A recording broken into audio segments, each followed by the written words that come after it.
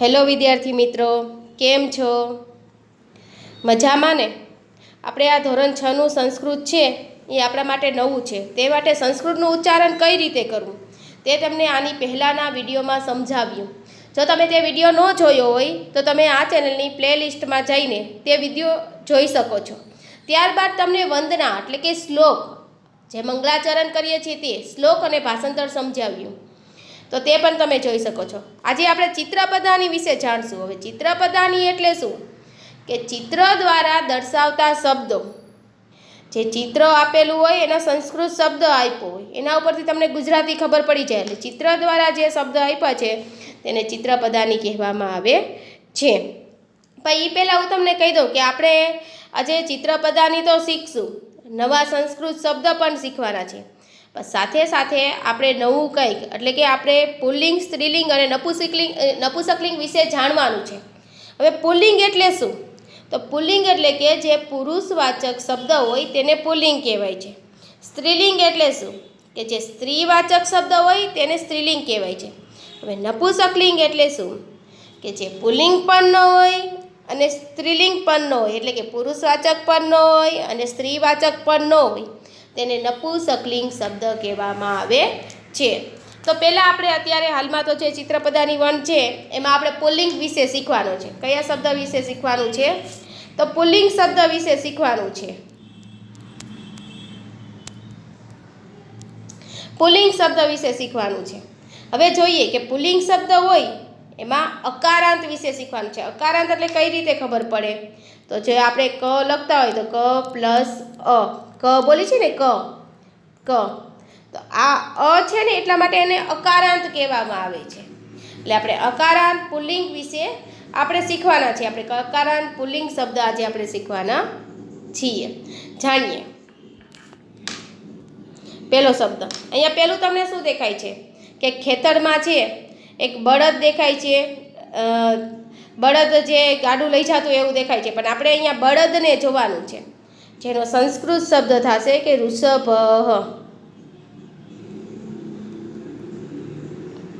સંસ્કૃત શબ્દ શું થશે? કે ઋષભ.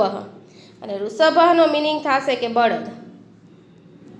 હવે આપણે પ્રશ્ન થાય કે અહીંયા અકારાંત પુલ્લિંગ કઈ રીતે થશે? અને મોસ્ટ ઓફ તમારે જોઈ લેવાનું કે અકારાંત પુલ્લિંગ હોય અહીંયા હંમેશા વિસર્ગ આવતા હોય. જો એક વચન હોય તો, કર્તા તરીકે હોય, અકારાંત પુલ્લિંગ હોય તો એમાં એક વચન હોય એટલે એક જ ની વાત કરવામાં આવી હોય. અહીંયા એક જ બળદની વાત કરવામાં આવી છે ને, તો ત્યાં વિસર્ગ આવે. જો અહીંયા તમને વિસર્ગ દેખાતા હશે, બરાબર?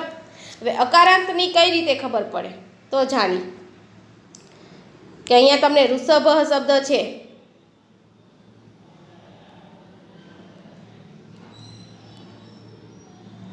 ઋષભ છે તો ભ પ્લસ અ આવતો હોવાથી અહીંયા કયો અકારાંત થશે? અકારાંત થશે. એટલે એ ઋષભ છે એ પુલ્લિંગવાચક શબ્દ છે. ત્યારબાદ જોઈએ કે ગર્ધભ. ગર્ધભ એટલે થશે કે ગધેડો. શું થશે? ગર્ધભ એટલે ગધેડો થશે.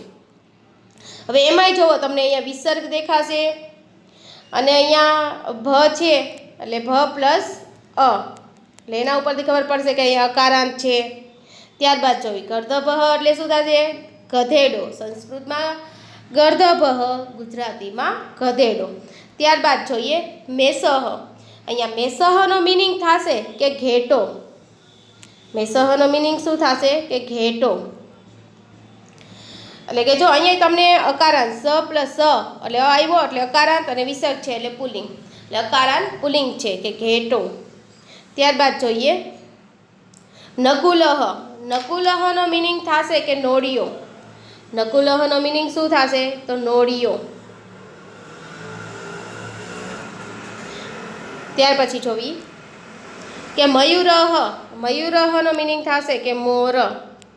મયુરહનો મિનિંગ શું થશે? મોર.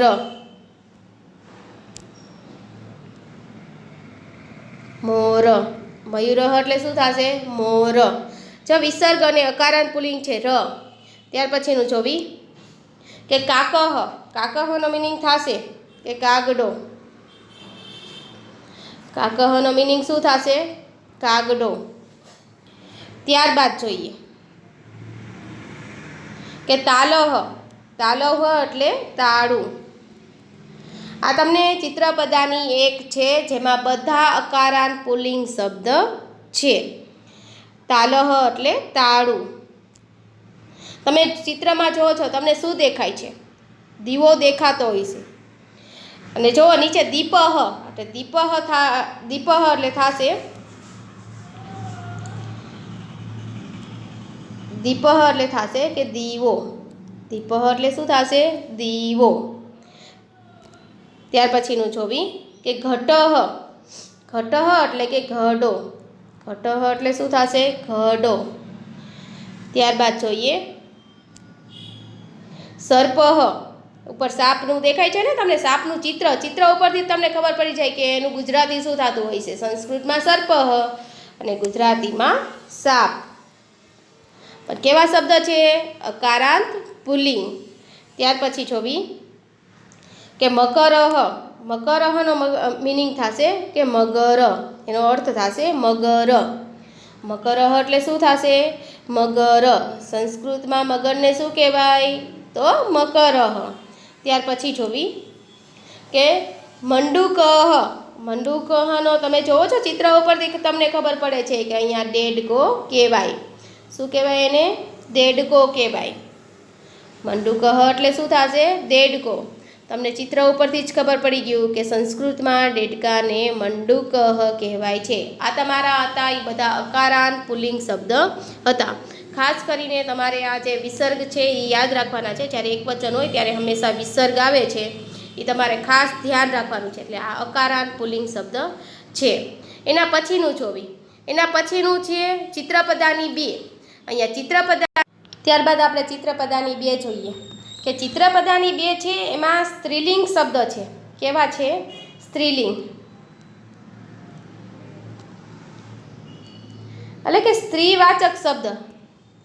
જે સ્ત્રીવાચક શબ્દ છે ને, જેમ કે સીતા, તો હંમેશા સ્ત્રીવાચક શબ્દ હોય ને એમાં અહીંયા જ્યારે એક વચન હશે ને, એટલે કે એક જ વ્યક્તિની વાત થતી હશે ને, તો અહીંયા આકારાંત એવો આવશે. ટૂંકમાં દીર્ઘ આવશે, કે આકારાંત આવે કે ઈકારાંત આવે. જેમ કે નદી શબ્દ હોય તો એમાં ઈકારાંત આવ્યો છે એમ.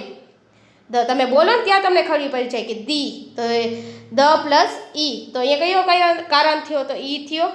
સીતા, તો ત પ્લસ આ, તો કયો કારાંત થયો? આકારાંત. એટલે હવે પછી છે ને આપણે જે શીખવાનું છે એ આકારાંત સ્ત્રીલિંગના રૂપ શીખવાના છે. કયા શીખવાના છે? આકારાંત સ્ત્રીલિંગના રૂપો. આની પહેલાં આપણે શું શીખ્યા? કે અકારાંત પુલ્લિંગના રૂપો શીખ્યા. આજે આપણે આકારાંત સ્ત્રીલિંગના રૂપો શીખવાના છે. આના પછી જોઈએ, પેલું શબ્દ તમને આપ્યું છે કે બાલિકા. અહીંયા બાલિકાનો અર્થ થશે કે છોકરી. શું થશે બાલિકાનો અર્થ? છોકરી અથવા કન્યા. તો તમે જો છો અહીંયા કે આ દેખાય છે, ક પ્લસ આ થાય છે, એટલે અહીંયા આકારાંત સ્ત્રીલિંગ શબ્દો છે. એના પછીનું જોવી કે ઉત્પીઠિકા. ઉત્પીઠિકાનો મતલબ થશે કે ટેબલ. ઉત્પીઠિકાનો અર્થ શું થાય? ટેબલ. એમાંય તમે જુઓ કા પછી આ છે, એટલે એનો અર્થ શું થયો? કે અહીંયા આકારાંત સ્ત્રીલિંગ શબ્દ છે. ત્યાર પછી જોઈએ કે લતા. લતાનો મતલબ, લતાનો અર્થ થશે વેલ. શું થશે? વેલ. અહીંયા તમે જુઓ કે ત પ્લસ આ, ત પ્લસ આ, તો અહીંયા આ આવેલો હોવાથી આકારાંત સ્ત્રીલિંગ શબ્દ છે. ત્યાર પછીનું જોવી કે સ્થાલિકા. તો સ્થાલિકાનો મતલબ થશે કે થાળી. તમે જુઓ ને ચિત્રમાં તમને થાળી એવો ચિત્ર દેખાય છે, તો સંસ્કૃતમાં એને સ્થાલિકા કહેવાય છે. થાળી, આકારાંત સ્ત્રીલિંગ. ચાલો આગળ. હવે પુષ્પાધાની. પુષ્પધાનીનો અર્થ થશે કે ફૂલદાની. શું થશે એનો અર્થ? ફૂલદાની. તમે ચિત્ર ઉપરથી તમને ખબર પડી જાય કે અહીંયા ફૂલદાની છે, તો પુષ્પાધાની એટલે શું થશે? ફૂલદાની. ત્યાર પછી જોવી કે સાટિકા. સાટિકાનો અર્થ થશે સાડી. શું થશે? સાડી. સાટિકાનો અર્થ થશે સાડી. ત્યાર પછી જોવી પેટિકા. અહીંયા પેટિકાનો મતલબ થશે કે પેટી. પેટિકાનો અર્થ શું થશે? પેટી. ત્યાર પછીનું જોવી કે ચટકા. ચટકા તમે જોવો છો ચિત્રમાં તમને શું દેખાય છે? ચકલી દેખાય છે.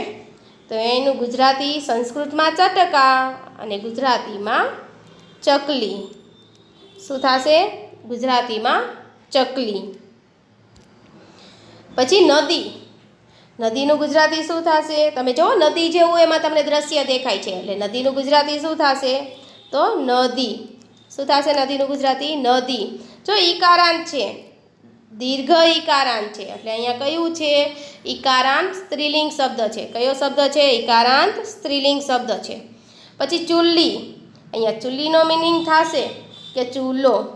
શું થશે? ચૂલો. તમે ચિત્રમાં જોવો છો ને કે ચૂલો છે, એની માથે વાસણ રાખ્યા છે શું કહેવાય, રસોઈ બનાવવા માટે, બરાબર. એટલે અહીંયા ઈકારાંત સ્ત્રીલિંગ શબ્દ થશે. ત્યાર પછીનું ઘટી. જો અહીંયા ઈકારાંત સ્ત્રીલિંગ જ થશે. તમે જોવો છો અહીંયા ઈકારાંત છે, ટ પ્લસ ઈ એટલે ઈકારાંત સ્ત્રીલિંગ શબ્દ જ થશે. હવે ઘટીનો મતલબ થશે કે ઘડિયાળ. ઘડિયાળ. ઘટીનો મિનિંગ શું થશે? ઘડિયાળ.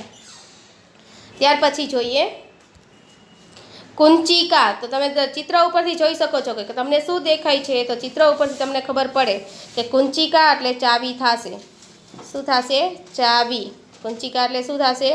ચાવી. ત્યાર પછી હવે તમે જોયું કે ચિત્રપદાની 1માં છે એમાં અકારાંત પુલ્લિંગ શબ્દ છે.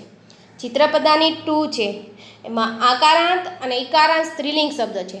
હવે ચિત્રપદાની 3 છે એટલે ત્રીજી ચિત્રપદાની છે એમાં તમારે નપુંસકલિંગ શબ્દો છે. કેવા શબ્દ છે? તો નપુંસકલિંગ.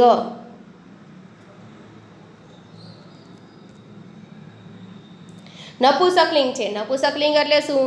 જે પુલ્લિંગ પણ નથી અને સ્ત્રીલિંગ પણ નથી તેને નપુંસકલિંગ શબ્દ કહેવાય છે. આપણે પુલ્લિંગમાં જોયું ને કે પાછળ વિસર્ગ આવતા હતા. આપણે સંસ્કૃત શબ્દ જોયા એમાં પાછળ વિસર્ગ આવતા હતા. સ્ત્રીલિંગ શબ્દમાં આપણે શું જોયું? આકારાંત અને ઈકારાંત આવતું હતું.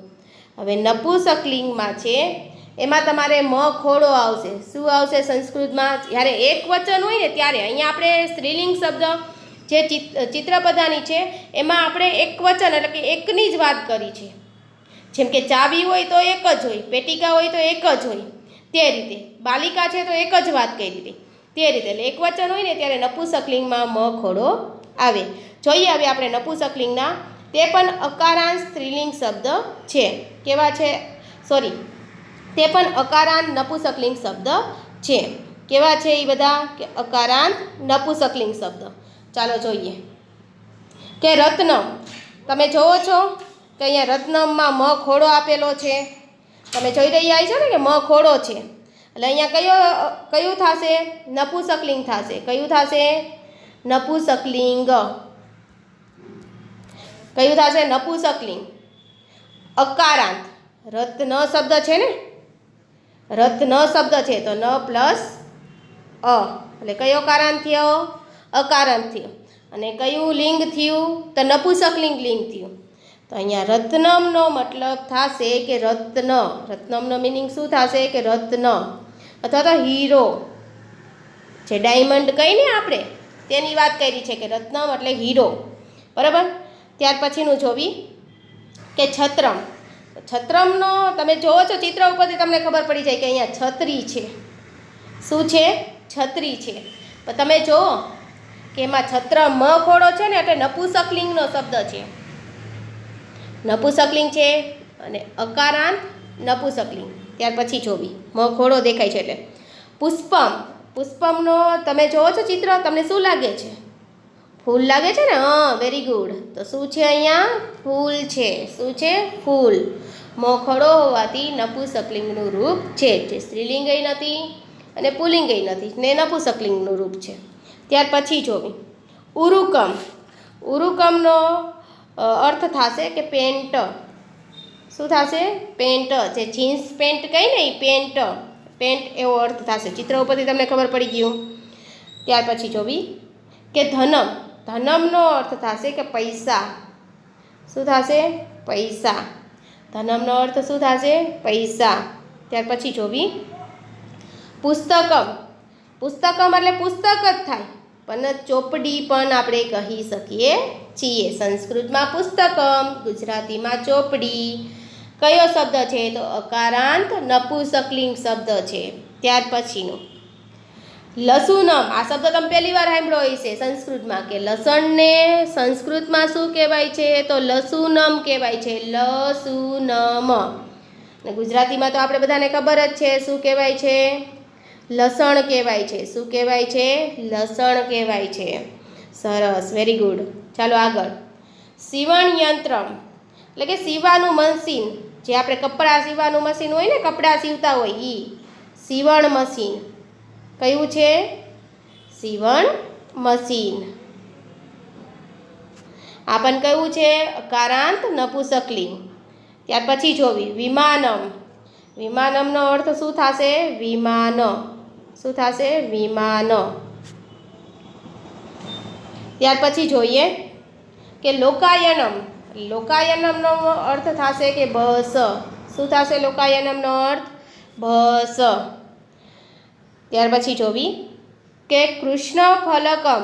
કૃષ્ણ ફલકમનો અર્થ શું થાય? જો તમે સ્કૂલમાં ભણતા તો હોય, તમે શું હોય કે ટીચર બોર્ડ ઉપર લખતા હોય, તમે બોર્ડ જ જોયું હોય, પણ ક્યારેય એનો સંસ્કૃત શબ્દ ખબર નથી. ગુજરાતીમાં તો એને કાળું પાટિયું એવું કહેવામાં આવે છે. ઇંગ્લિશમાં એને બોર્ડ એવું કહેવામાં આવે છે. બોર્ડ કઈ છે ને આપણે ઇંગ્લિશમાં, તો આપણે ટીચર એમ જ કહેતા હોય કે ચાલો હું બોર્ડ ઉપર લખું છું. ખરેખર ગુજરાતીમાં એને કાળું પાટિયું કહેવાય છે, અને સંસ્કૃતમાં એને શું કહેવાય છે? તો કૃષ્ણ ફલકમ કહેવાય છે. સંસ્કૃતમાં બોર્ડને શું કહેવાય છે?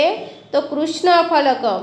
અને ગુજરાતીમાં એને શું કહેવાય? તો કાળું પાટિયું. જે બોર્ડ ઉપર આપણે લખતા હોય ને તે કાળું પાટિયું. અને સંસ્કૃતમાં કૃષ્ણ ફલકમ. અને ઇંગ્લિશમાં આપણે શું કહીએ છીએ? બોર્ડ. શું કહીએ છીએ? બોર્ડ. ત્યાર પછીનું જોવી કે સટકમ. સટકમનો અર્થ થશે કે બળદગાડું. શું થશે? બળદગાડું. તમે જોવો છો ને સટકમ એટલે પેલું ચિત્ર હતું એમાં તમે જોયું હતું, મેં તમને કીધું હતું બળદ છે. બળદને આપણે સંસ્કૃતમાં શું કહીએ છીએ? ઋષભમ કહીએ છીએ. શું કહીએ છીએ? ઋષભ. કેવું છે? એ અકારાંત પુલ્લિંગ શબ્દ છે. જ્યારે સટકમ એટલે કે બળદગાડું. સટકમ છે એનો મતલબ શું થશે? બળદગાડું. પણ કેવો શબ્દ થશે? તો અકારાંત નપુંસકલિંગ. ત્યાર પછી જોઈએ, ત્યાર પછી આપણે આપી છે ચિત્રપદાની ફોર. હવે અત્યાર લગી આપણે જોયું પુલ્લિંગ, સ્ત્રીલિંગ અને નપુંસકલિંગ. પુલ્લિંગ શબ્દ જોયા, સ્ત્રીલિંગ શબ્દ જોયા અને નપુંસકલિંગ જોયા. હવે ચિત્રપદાની ફોરમાં આપણે સ્ત્રીલિંગ, પુલ્લિંગ અને નપુંસકલિંગ ત્રણેય છે એ સંસ્કૃત શબ્દ મિક્સમાં આપ્યા છે. ત્રણેય ચિત્ર છે એ મિક્સમાં આપ્યા છે, તો એ આપણે જોવાનું છે. ચાલો જોઈએ ચિત્રપદાની ફોર. પહેલું લખ્યું છે કે અંકની. તો અંકનીનો અર્થ થશે કે પેન. શું થશે? પેન. અંકનીનો અર્થ શું થશે? તો પેન. તો કેવો શબ્દ છે અહીંયા? પેન. અંકની છે ને એટલે સ્ત્રીલિંગ શબ્દ છે. કેવો શબ્દ છે અહીંયા? સ્ત્રીલિંગ શબ્દ છે. કેવો છે? સ્ત્રીલિંગ. ચાલો એના પછીનું જોઈએ. ત્યાર પછી જોઈએ કે ગ્રંથ. તો ગ્રંથ નું ગુજરાતી શું થશે? ગ્રંથ. પાછળ વિસર્ગ આવ્યો એટલે કયું થશે? અકારાંત પુલ્લિંગ. કેવો શબ્દ થશે? અકારાંત પુલ્લિંગ. ગ્રંથ એટલે શું થશે? ગ્રંથ. ત્યાર પછી જોવી આભૂષણમ. આભૂષણનો અર્થ થશે કે ઘરેણાં. ચિત્ર ઉપરથી ખબર પડે ને, હાર દેખાય છે સોનાનો, એટલે ઘરેણાં એવા થશે, એટલે ઘરેણાં. પણ મખોડો છે એટલે શું થશે? નપુંસકલિંગ એકવચન. અકારાંત નપુંસકલિંગ. ત્યાર પછી જોઈએ તો કરદીપહ. કરદીપહ એટલે વિસર્ગ ઉપરથી ખબર પડી ગયું કે કયો શબ્દ છે? તો અકારાંત પુલ્લિંગ શબ્દ છે. કરદીપહ એટલે બેટરી થશે.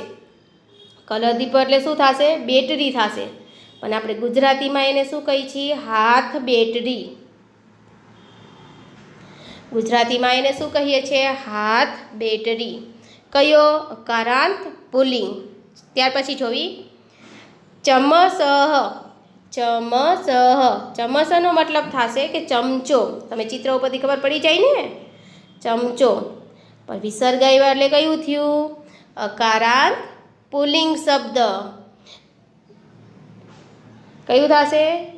ચમચો. સોરી અગાઉ ભૂલ થઈ ગઈ હતી એટલે. કયો શબ્દ થશે? ચમચો. ત્યાર પછીનું જોઈએ. હવે અહીંયા લવિત્રમ લખ્યું છે, લવિત્રમ. તો મ ખડો હોય તો કયો થશે? તો નપુંસકલિંગ અકારાંત થશે, અકારાંત નપુંસકલિંગ. તો લવિત્રમમાં તમે જોવો છો ને એના ચિત્ર ઉપરથી તમને ખબર પડે. કયું થશે? દાતરડું. શું થશે? દાતરડું. ત્યાર પછી જોવી કે અવકરિકા. અવકરિકા. તો અવકરિકાનો અર્થ શું થશે? તો કચરા પેટી. શું થાય? કચરા પેટી. હવે અહીંયા આકારાંત છે એટલે કયું થશે? સ્ત્રીલિંગ આકારાંત. સરસ. ત્યાર પછી જોવી સંચિકા. અહીંયા પણ કેવું થશે? સ્ત્રીલિંગ આકારાંત. સંચિકાનો અર્થ શું થશે? ફાઇલ. શું થશે? ફાઇલ. ત્યાર પછીનું જોવી પીપલિકા. પીપીલિકા. પીપીલિકા. પીપીલિકાનો મતલબ શું થશે? કીડી.